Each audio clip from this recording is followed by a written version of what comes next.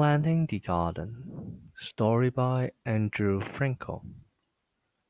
Sherry was going to plant the garden with her grandmother. Her grandfather had tilled the garden with a rototiller, which was sort of like a giant kitchen mixer that was used in dirt. Now it was her turn to help grandmother get this garden set up and planted. They had a whole bunch of tools ready to use. First, they used a hoe. It was sort of like a square shovel blade on a long handle. It cut the dirt and turned it over. It was good to mix the dirt because it helped things grow.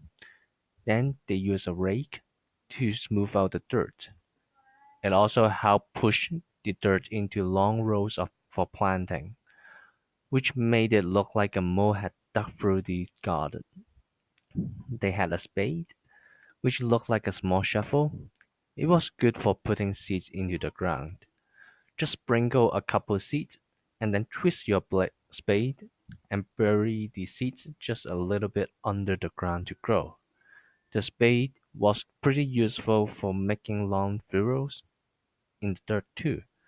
The small trenches were where they would plant corn and other seeds, and then cover the seeds with the rake again. The claws were a small garden rake. They were good for breaking chunks of dirt, covering furrowed grooves in the ground, and breaking up weeds. After all that, they needed the watering can so they could sprinkle water on the seeds. For the next few weeks, they watched carefully.